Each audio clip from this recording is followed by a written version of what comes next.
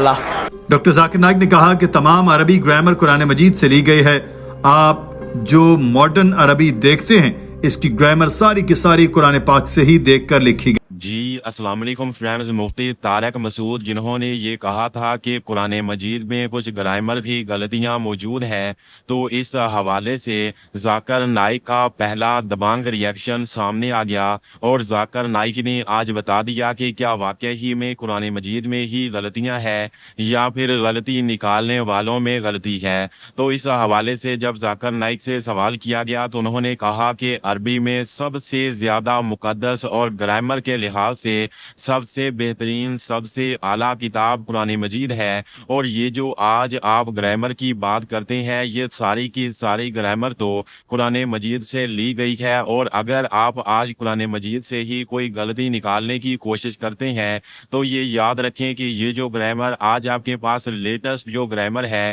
یہ قرآن مجید سے لی گئی ہے، اور پھر اس کا جواب تو آپ کو یہی مل سکتا ہے کہ اگر آپ ایک پیمانہ اٹھاتے ہیں اور اس میں جو سینٹی میٹر لگے ہوئے ہیں آپ یہ کہتے ہیں کہ یہ سینٹی میٹر صحیح نہیں ہے، حالانکہ آپ نے سینٹی میٹر کے بارے میں اسی پیمانے سے ہی سیکھا ہے، اسی پیمانے سے ہی جانا ہے، لیکن پھر بھی آپ کہتے ہیں کہ یہ سینٹی میٹر صحیح نہیں۔ اور یہ جو قرآن مجید لکھا ہے یہ اللہ پاک نے لکھا ہے اور اللہ پاک کی مقدس کتاب ہے، تو یہ جو گرامر ہے اور جب یہ خالق کائنات اپنی کتاب لکھتا ہے تو اس میں کوئی کسی طرح کی غلطی نہیں ہو سکتی۔ اور اس حوالے سے انہوں نے یہ بھی کہا کہ عربی میں کچھ ایسے قبائل بھی ہیں جن میں جو ایک لفظ عورت کے لیے استعمال ہوتا ہے، تو اگر آپ اس قبیلے سے کسی دوسرے قبیلے میں جائیں تو وہی لفظ مرد کے لیے بھی استعمال ہو رہا ہوتا ہے، بالکل اسی طرح سے جیسے پاکستان میں عام طور پر جو مرد کے لیے لفظ استعمال ہوتا ہے پٹھانوں میں وہ عورت کے لیے استعمال ہو رہا ہوتا ہے۔ اور یہی وجہ ہے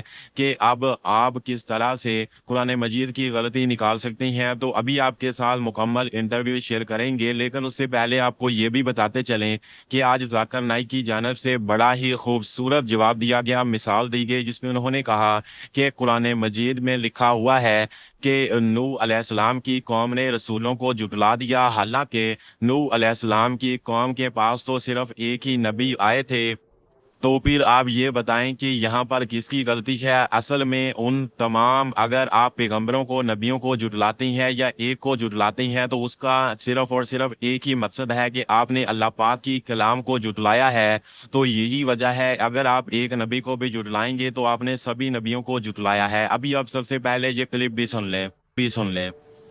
کیونکہ عربی لٹریچر کی سب سے اعلیٰ اور ارفع کتاب قرآن مجید ہے۔ قرآن کو آپ گرامر کی ٹیکسٹ بک بھی کہہ سکتے ہیں۔ اب جب تمام گرامر قرآن سے لی گئی تو قرآن کبھی غلطی کر ہی نہیں سکتا۔ آپ کے سوال کا مطلب ایسا ہی ہے کہ آپ ایک پیمائش کا فٹ لیں جس پر سائز انچ میں لکھا ہوتا ہے، آپ اس کو دیکھ کر کہیں یہ سائز غلط لکھا ہے۔